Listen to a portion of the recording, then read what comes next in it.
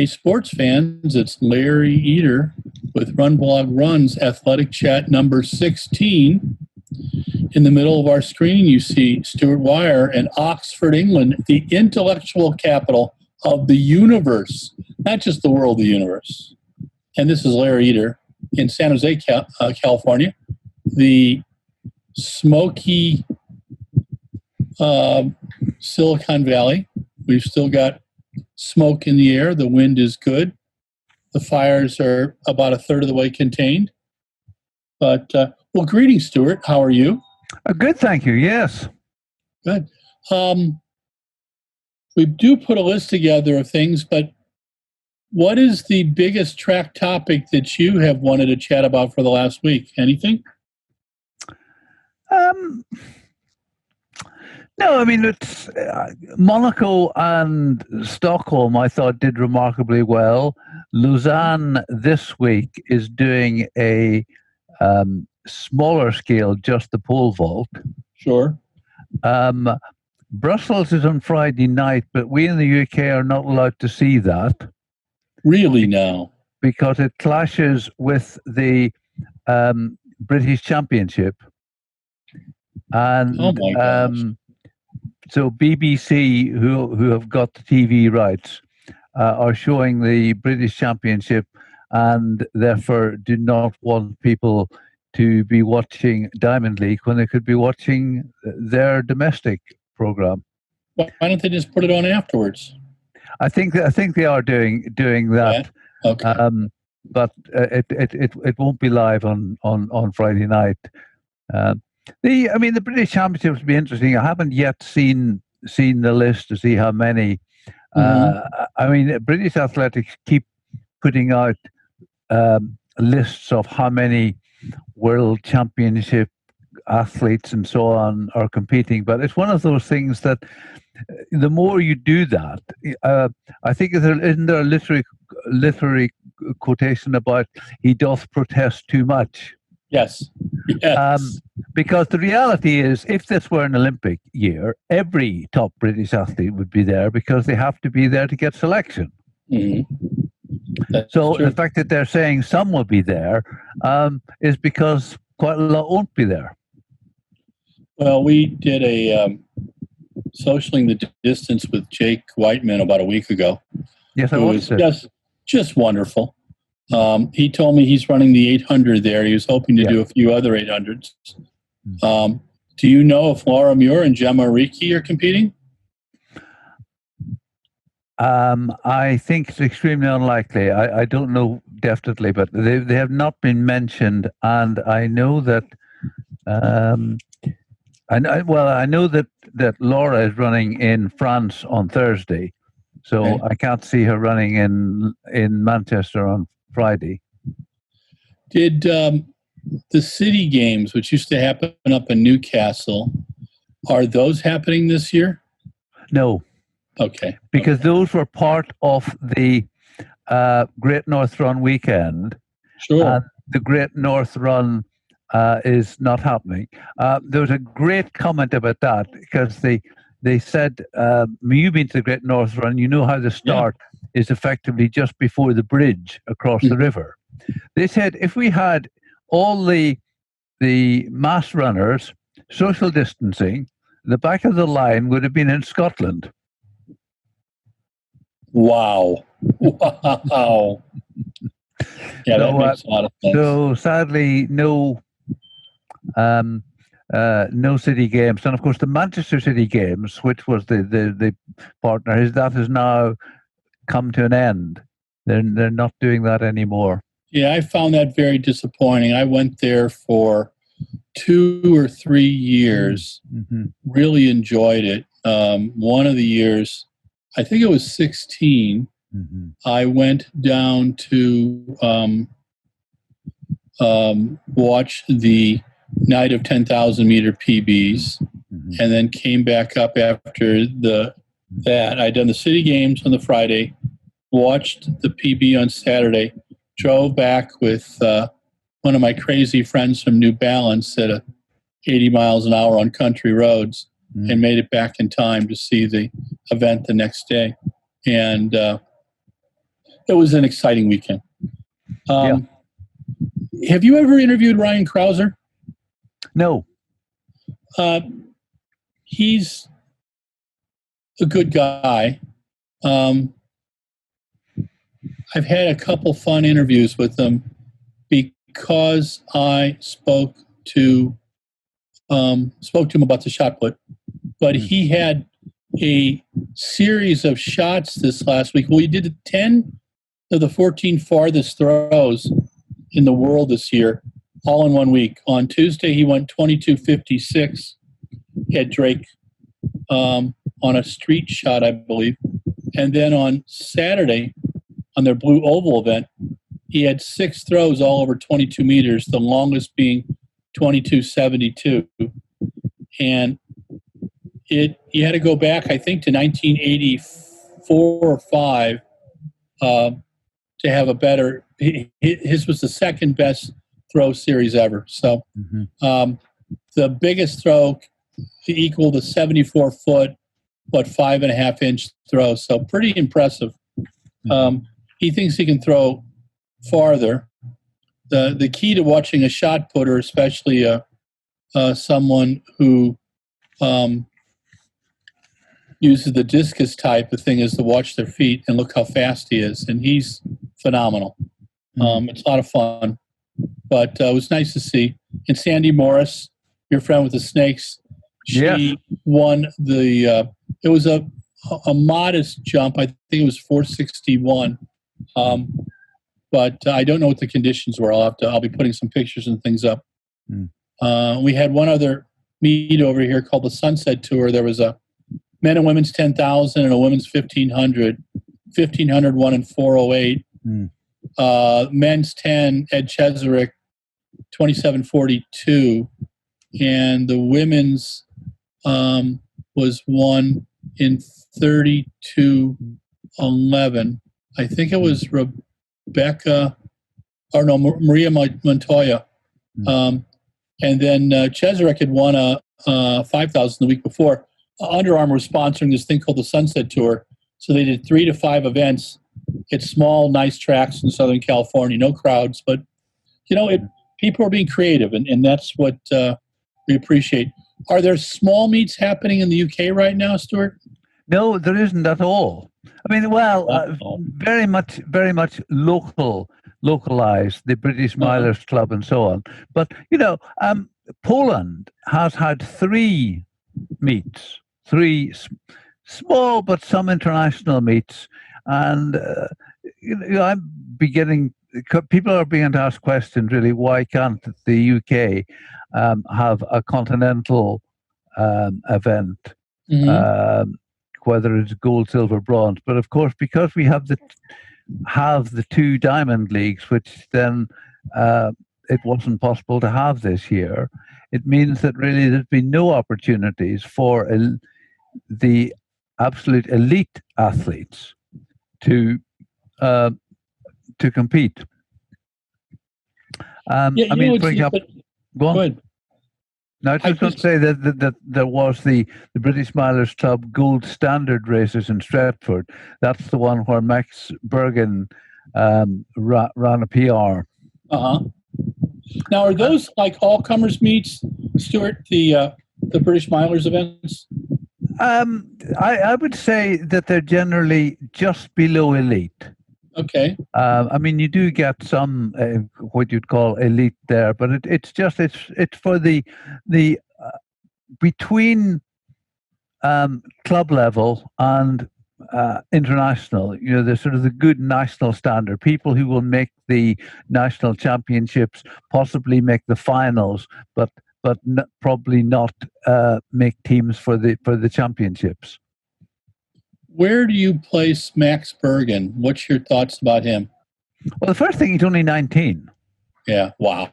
And he has run 1:44.75, and he did 1:46 in his first ever international Diamond League and was disappointed with it. Uh-huh. No, well, it was good to get the experience, but no, I was disappointed. I wanted to be faster. And a fascinating thing about him is that he's coached by his dad and his granddad. Wow. I wonder if cool. that is unique. Can you think of any other athlete who's coached by official coaches are his dad Ian and his granddad Brian? I don't recall. I'll have to really geek out and see what I can find and ask some people. We'll have to ask Statman John. Yes. He will you go to the London Marathon? I think not. Okay. And the reason for that is traveling through London on public transport. I just think that would be a risk because obviously it's in the centre of London, and you're going to be on trains and buses, and you cannot guarantee how safe it will be. And also, I don't really know how it will work, because at none of the events, which Stockholm and Monaco were really well done, but there was no opportunity to speak to athletes. Yeah. And so again, I would wonder if in London whether there will be any opportunity for any face-to-face contact with athletes. Yeah, that's what I'm wondering too. I mean, I've looked over the coverage for both Monaco, and I'm going to be posting some more of those videos up. Thank you. The one in Stockholm was one long video, and I'm just not sure how to deal with that. I'm reaching out to Penny at London to see what their plans are, so we can plan accordingly.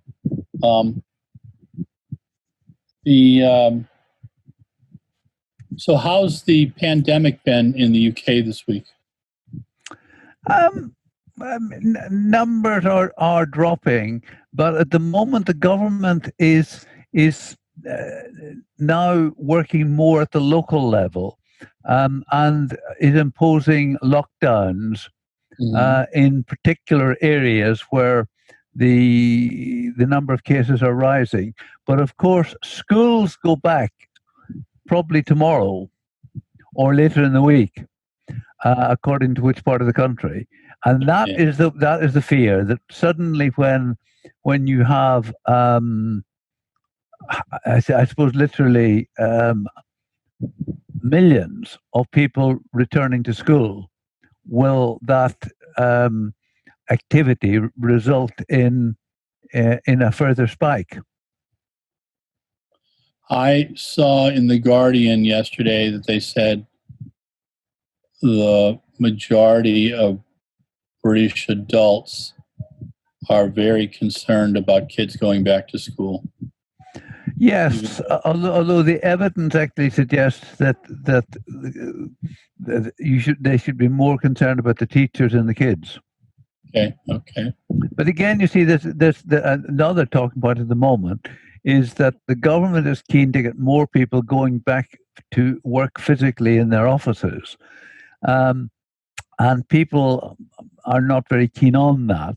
But of course, one of the things that they're concerned about is that if you work in a city centre office, you pop out for a coffee mid-morning, you pick up a sandwich on your way in, you go out to lunch, and the economy which depends on office workers is really struggling.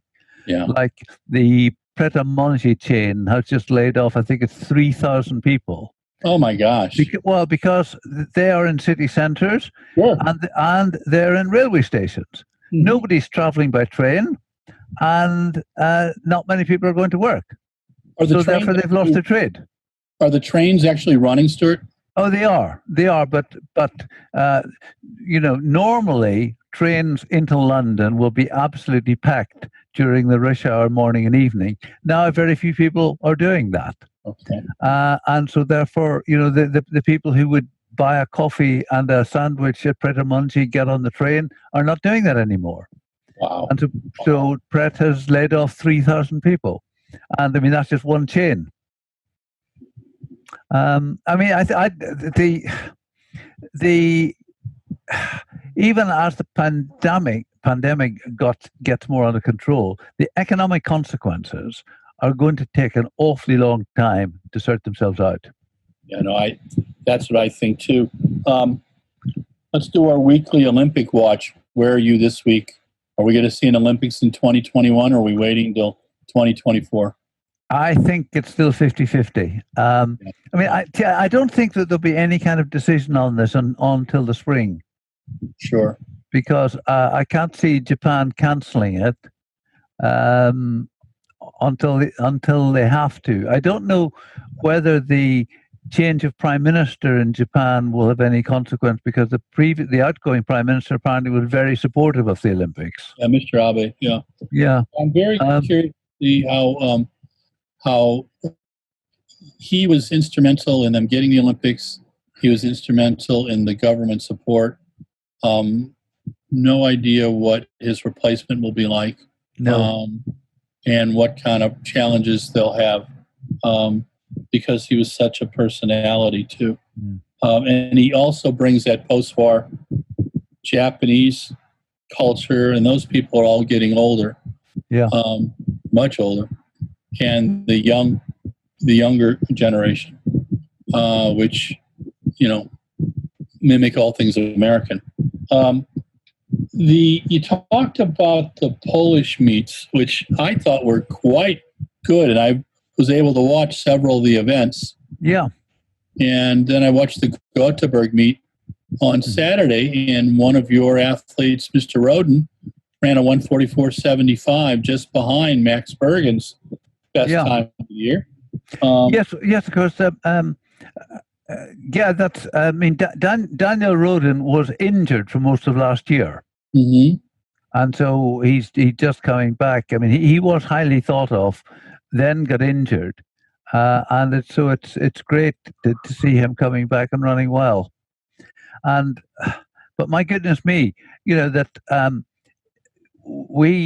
the men's 800 is pretty. 8 and 1500 are pretty strong. You mentioned Jake Whiteman, Charlie Deval Grice, Chris O'Hare, Gourley, Kyle Langford. There's 5 that I just suddenly can think of immediately, and then behind them is coming Roden and Bergen. Sure. So it's there's a lot of talent there. Friday, as you mentioned, at the Ivo van Damme Memorial in Brussels, there's going to be an hour run. Yeah. Our friend Mo Farah, but also Sandra Mohn is going to be there.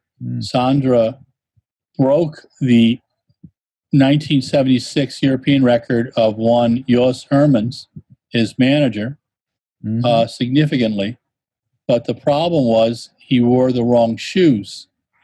And what many of our gentle readers and viewers may not know is that a few weeks ago, very quietly, the World Athletics released a list of approved shoes and not approved shoes, and also some standards. On flats, the heel lift stayed at a maximum of 42 millimeters. For track spikes, I believe it's at 21. The shoes that Sandra wore were the newest that our friends at Nike had developed, but had not been approved. And his run was fantastic. Unfortunately, very quickly afterwards, within 24 hours, several of the British media pointed out that the record would not be honored. So my guess is Mo and Sandra will wear legal shoes. I sure hope so. And there's also, I think, a women's 10,000. Oh, no, there's a women's hour run as well at night. So that should be fun. If if some of you have not run an hour run, the way it works is I ran my last one in about 1981, but I used to run in small regional championships, and you run for an hour. You see what kind of a pace you can do, and then the gun goes off with a minute to go, and you sprint like mad. And there's someone keeping track of all your laps. You don't have to do it. And then they put a little tape or something down where you finish. My first time, I was lapped 6 times as 5 men went over 12 miles, including a guy named Brian Maxwell, who was the Canadian Olympian, second in Boston, and the founder of Power Bar. And who else was in there at the time? I think Mike Bordell and Jeff Nuncio were a couple good Americans. But the first time I tried to wear track spikes, and I just bloodied my feet up miserably. I had run my first 10,000 a few weeks before and had done it without socks. I figured, why couldn't I do it without socks in an hour? Well, didn't work. So I had to put on training shoes for the last mile. But it's an interesting run. And if you get a chance to do it, try it, and you'll be able to see some of our best distance runners take a shot at it on Friday. I know Stuart and I would like to be there. Brussels is a lovely event. There's always great food in the city. They're very good with what you call chips and I call French fries. Yeah. But they also they say they invented them. Wow, yeah, because wasn't there something this spring during the virus that a politician got up and said, okay, potato farmers are in trouble right now. Everybody, instead of doing 1 bag of chips a week, please do 2 because our farmers are in trouble. And it made the newspapers and the TV. It was really fun to watch. But, hey, I like that. They also have great Vietnamese pho soup there. There's a little chain of Vietnamese restaurants. And where I'm at in San Jose, we have Vietnamese places all over. So it was kind of fun. It was my first time in Europe getting Vietnamese food, so it was kind of cool. Right. But you got to tip your hat to Lausanne, to Brussels, to Stockholm, to Monaco. On trying to keep our sport alive. I wanted to talk a couple minutes about Stockholm again. I have a buddy over here, Jeff Shaver, who recently retired from Apple Computers after having been there and at many of the other companies in the Valley for years at the ripe age of 61.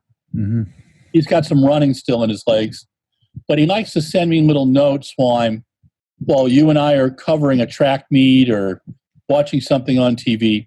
And he said of the Stockholm meet that he thought it was a darn good meet, but he said you can't compare it to Monaco because Monaco is incredible every year. And Monaco I think this was an exceptional year for Monaco.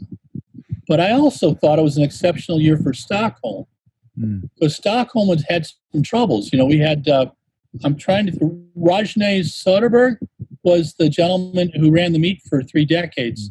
In about 2013, the 22 clubs that are involved kind of ousted him. And they never got one person who was as enigmatic as Rajne, who's a dentist. I thought Rajne was going to start a meet a couple times in other parts of the country. It was rumored that he was going to be involved in Gothenburg. Always thought very highly of him. Like the media guy at Bauhaus, Johannes. And I love the stadium. And while there were years when there wasn't there was an up and down program, there was always a few good events. And this year was tremendous. The pole vault was fantastic. The only off event was the women's triple jump, or the women's long jump, which was just kind of weird. And the women's triple jump was the one that was in Monaco that kind of drove me crazy. I did not. Well, I think they hold the long jump in Stockholm. Didn't that drive everyone crazy?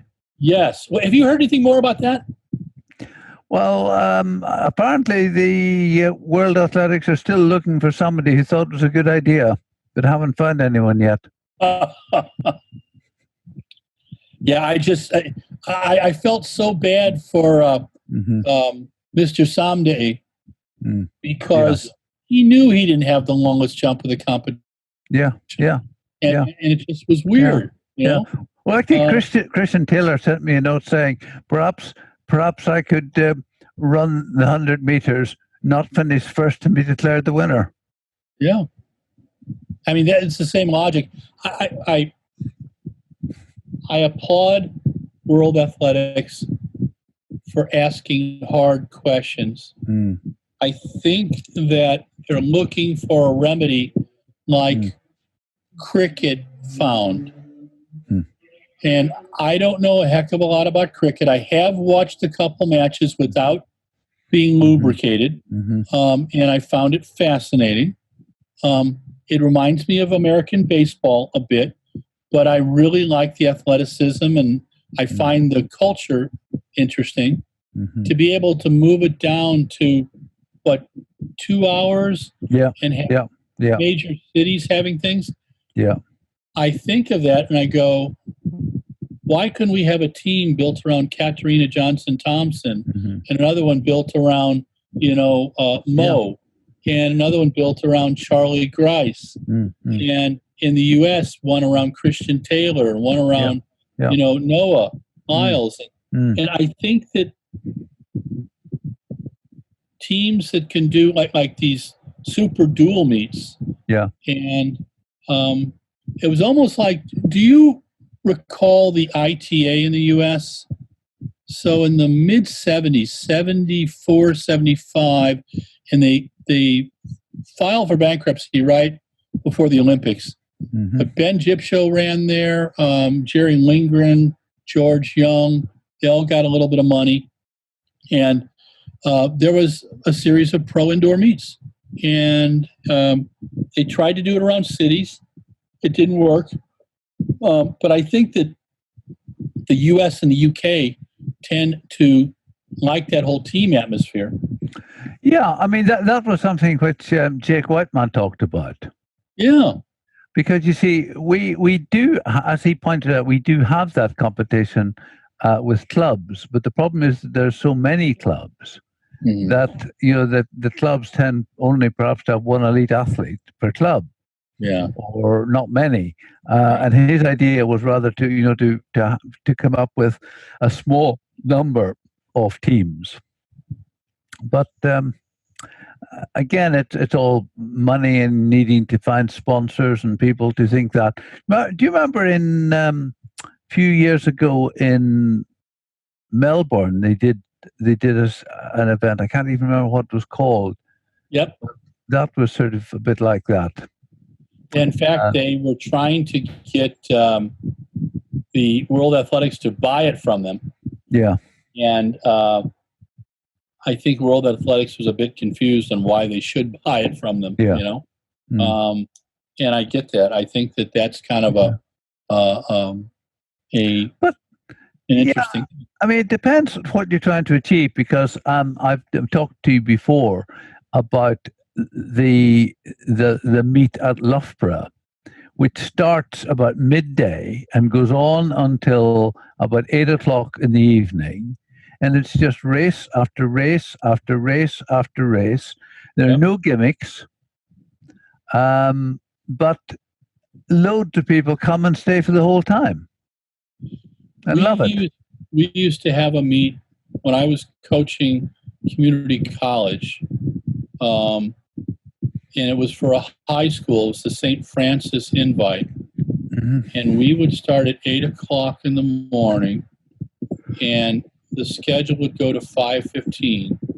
And in the 10 years I was involved, and this was due to the clerk of the course, Rick Milam, we were never off more than 5 minutes. And they did everything from the hundreds to the distance medley, and people loved it. Yeah. And like you said, and I recall one creative meet in about 1999 that Craig Masbach, when he was the head of USA Track and Field, did.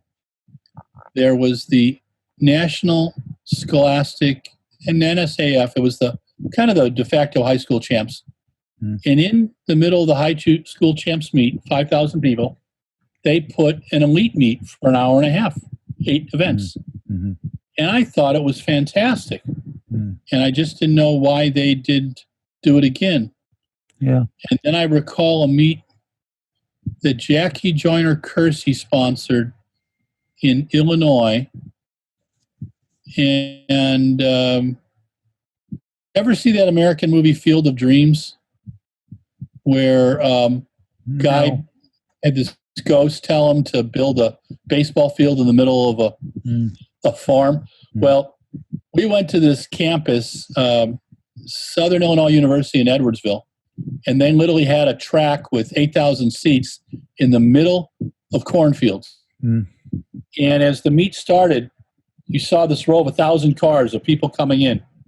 And Jackie called in Oliver Chips and Augie Bush, of the Bush family, the big beer family, sponsored it very quietly.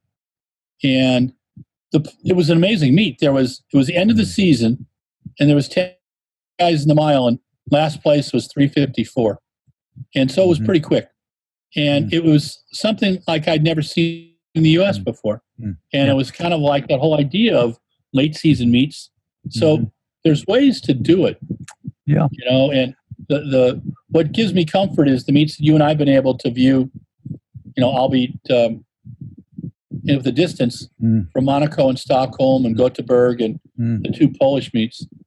And then the 2 meets that I got to enjoy over here, this tour. I wish I'd have got to spend more time with Drake. I'm going to go on and watch all the videos today because I want to see Brian Krauser, you know, throw 6 throws over 22 meters. But it shows the track can stand out and that people in all this craziness want that, you know? Yeah. I mean, you get out and you play your golf on Mondays, you know. I've got to get out and do a little fishing besides my walking, and so my sanity comes back, you know. And but I think that, what do you believe? We've got a few more weeks of track meets, or is it going to end like pretty much normal about the middle of September? I noticed that the Doha Diamond League, which was originally supposed to be in October, is now the 23rd of September. That was originally the 9th of October, and they brought that back to the 23rd of September. Because I don't think anyone will be competing much beyond the next 2 weeks.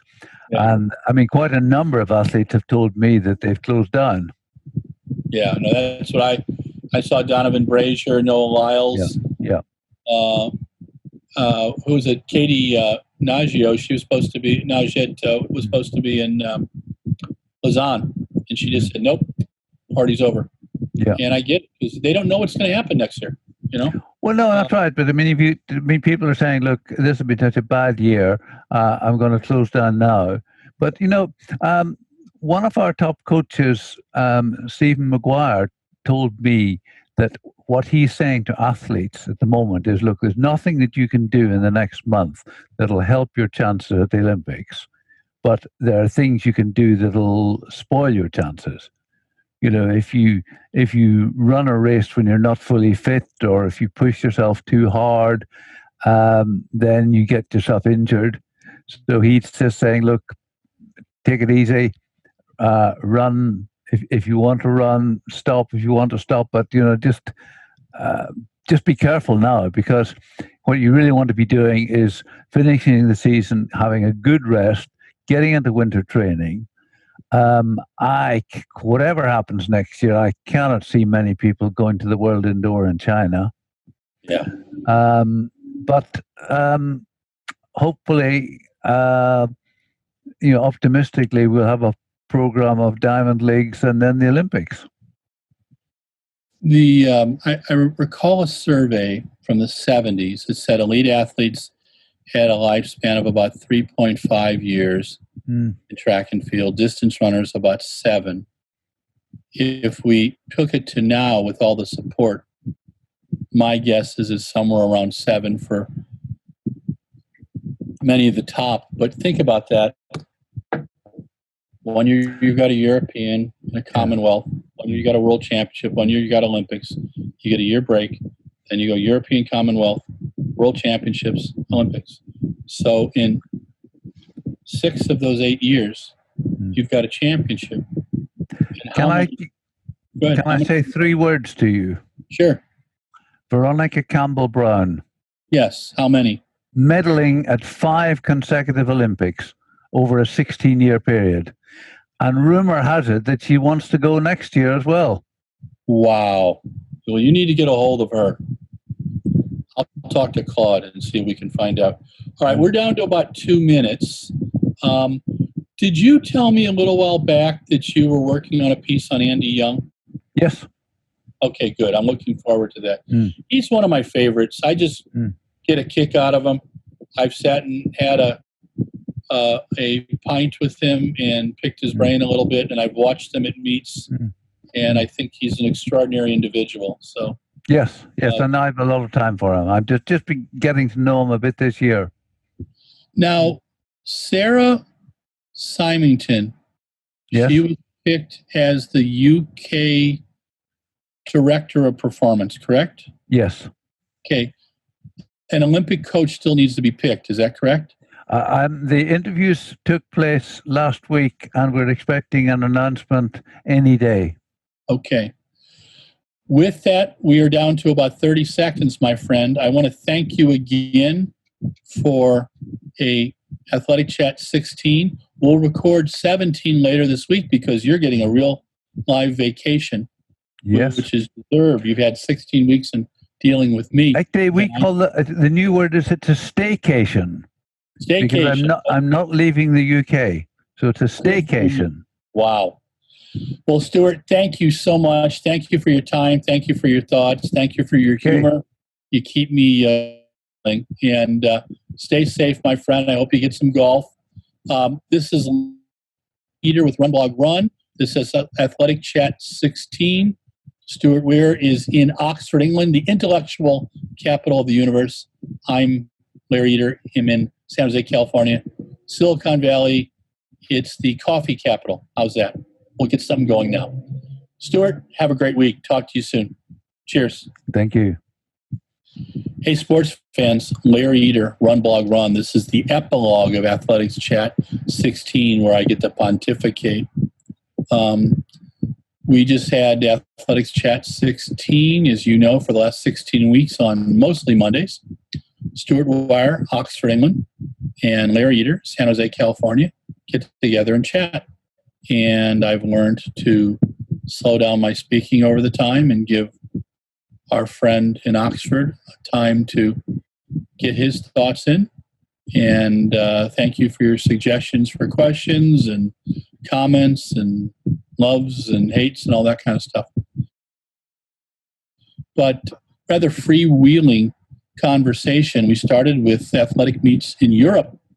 They've been everywhere from Iceland to the Czech Republic and Switzerland.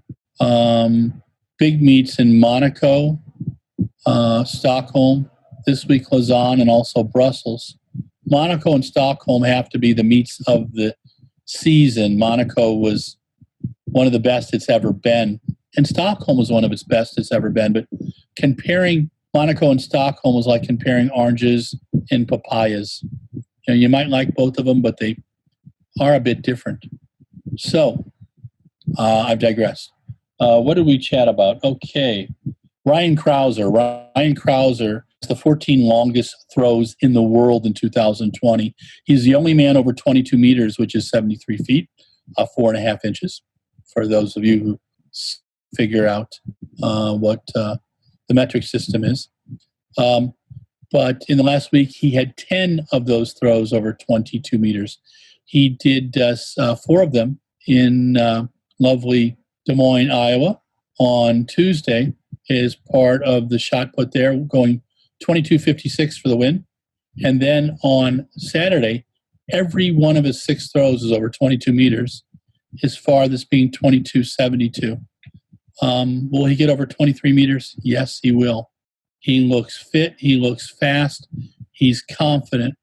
I'm going to watch some video this week, and I'll give you another 10 cents worth on a couple stories on Ryan, and maybe we can see if we can get him to chat with us. He's a lot of fun to talk to, loves the shot, is a throw geek, and what else can you ask for? 2 meets in the U.S. Three meets I wanted to give credit to. The Drake Blue Oval Showcase, sponsored by Mediacom. The Drake was able to do that at the Drake Stadium. Blake Bolden, Ty Patton, hats off. Mediacom sponsorship, great. Glad to see the other sponsors involved too. They put on a quality meet, the best meet in North America in terms of breadth. Sandy Morris won the pole vault. Ryan Krauser shot put. Some very good pro. Josephus won the 200 in 20.32, just behind his new PB. Some very good performances there. Sam Crackle won the Blue Diamond or the Blue Oval Mile, U.S. Mile Championship, Road Mile Championship, and Emily Lipari won the Women's for the third year in a row.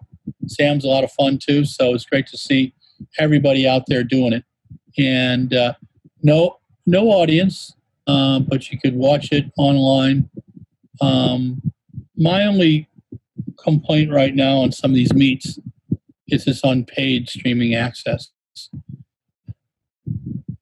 I hope that sponsors see that if they really wanted to do it right, they should pay their providers so that the coverage can be free and anybody can watch it.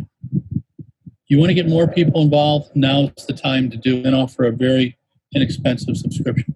But again, that's just my love note to Runner Space and FlowTrack. The Sunset Tour, sponsored by, managed by Jesse Williams, former director of sports marketing at Brooks. Jesse put on 2 meets this year. He had obviously many more that he wanted to do. He did the last 2 on August 22nd and August 29th down in Southern California, I believe somewhere near Santa Monica. The first meet he had 800, 1,500 mile, and 2 5,000s, men and women's. The second meet he had men and women's 10,000 and a women's 1,500. Ed Chesrick won the 5,000 in 13:21 and the 10 in 27:42.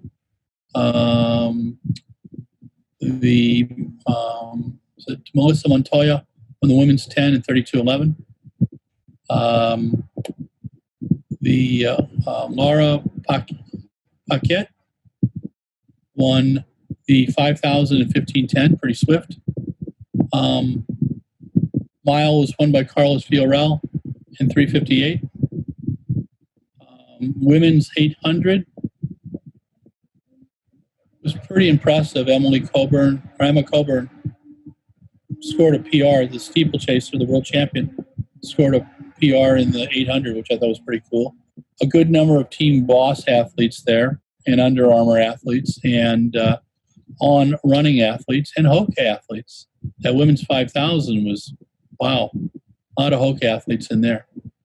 But Jesse Williams took about 40 athletes in each meet and had to keep them socially isolated, tested them, provided food for them, places to work out. It was a juggling match. But he's the kind of creative brain we need to make things work. Soul Focus Sports helped out there. Our friend Craig Vanderhoff, who used to be the director of fabrics and apparel at Adidas, now is at Vans, helped him with some social media.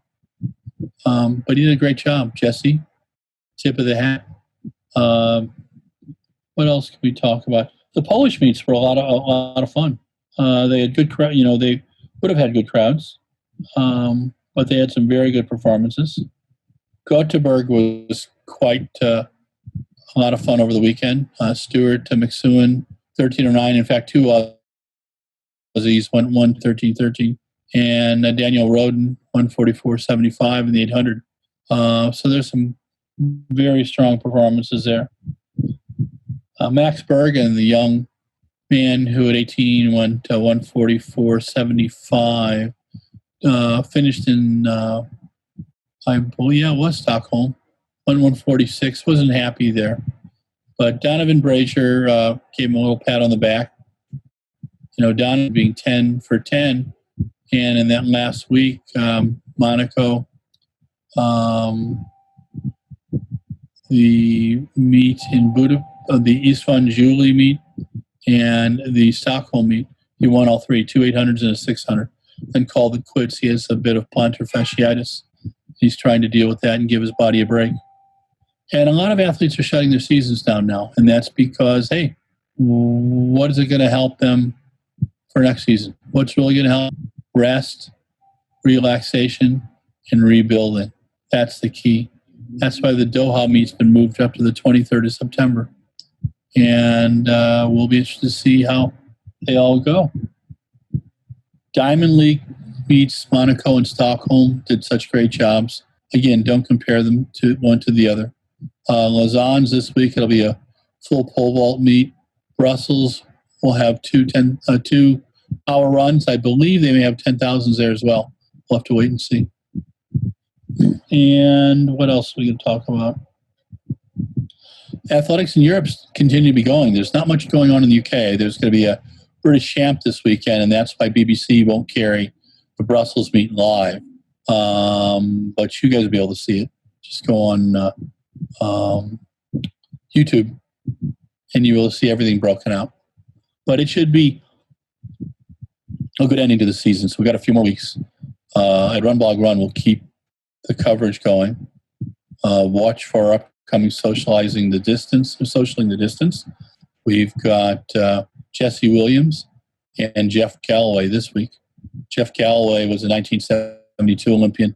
He's also the man who really started the third running movement. Great guy. So analytical, so much fun. Great Southern accent. Jesse Williams, Director of Marketing at Brooks Farmer. Sound Running, his company. He's doing some cool things. And he just did the Sunset Tour, sponsored by Under Armour. And that's pretty cool in itself. So this is Larry Eater with RunBlogRun, Athletics Chat Scene Epilogue. And have a great week. Stay safe. Wear a mask if you're inside anytime. Wear a mask outside if you don't have 6 feet separation. Yes, you have the freedom to be stupid. That's provided in the Constitution. But by being stupid, you get other people sick. And I don't think that's a good thing. And I don't think you want that either. So stay careful. Stay safe. Wash your hands 20 seconds, okay, with an alcohol-based product. Stay out of closed-in situations. And enjoy your week. Larry Eater, signing off.